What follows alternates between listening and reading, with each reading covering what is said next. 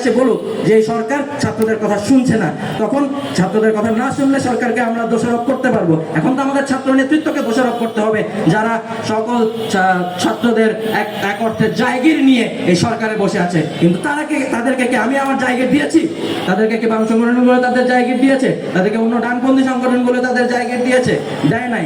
এক পক্ষকে ফ্যাসিলিটেট করা হচ্ছে এবং বাংলাদেশকে এক উর্বর রাইট উইং অ্যাক্টিভিজমের একটি উর্বর ভূমি হিসেবে বাংলাদেশকে প্রতিষ্ঠিত করার একটা প্রচেষ্টা চলছে। এবং সরকার এটি আমরা প্রতিদিন বলে যাচ্ছি যে এই সরকার আমাদের সকলের সরকার, এই সরকারকে আমাদের সবার সহযোগিতা করতে হবে, কিন্তু এটা সরকার ফ্যাসিলিটেট করছে, এই ভুলও সরকারকে আমাদের ধরিয়ে দিতে হবে। এভাবে করে আমরা চার্টার করতে পারবো না। আমরা ঐক্যমত কমিশনে প্রতিদিন বিএনপির জাতীয় স্থায়ী কমিটির সদস্য সালাউদ্দিন আহমেদ ভাই কিছুদিন আগেই বলেছেন যে আমরা আর কতদিন এই চা নাস্তার দাওয়াত খাবো, আর আমরা একটা ঐক্যমতের জন্য অপেক্ষা করবো। ঐক্যমতের জন্য একটা মেন্টালিটি লাগবে। এই মেন্টালিটি তো আমরা করবো, এর একটা লিমিট আছে।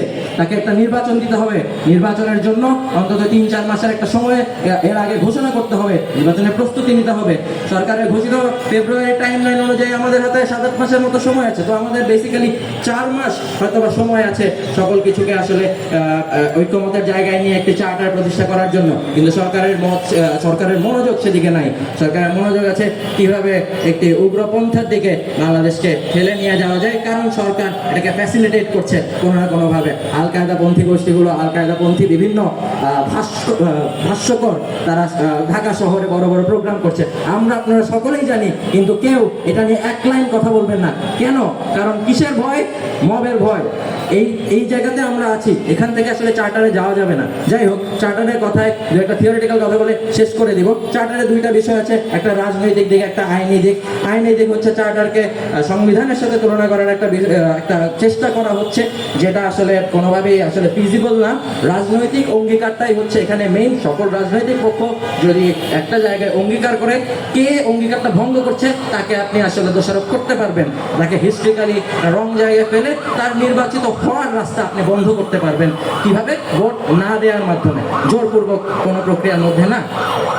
1 নম্বর বিষয়। 2 নম্বর বিষয় হলো জুলাই চার্টারের ব্যাপারে ঐক্যমত না হয়ে যদি কোনো পক্ষ সাইন করে, তাহলে সে সরকার যদি গঠন করতে পারে, সরকার গঠনের পরের দিন থেকে সেই চার্টার ভঙ্গ করার জন্য সকল কাজ করবে। কারণ সে তখন বলার সুযোগ থাকবে যে নির্বাচনের জন্য আমার চার্টারটাতে সাইন করতে হয়েছে, আদারওয়াইজ সরকার নির্বাচন দিত না এবং আমরা কতকাল এটার জন্য অপেক্ষা করতাম। তো ঐক্যমতটা জরুরি, তার চেয়ে বেশি জরুরি সদিচ্ছা।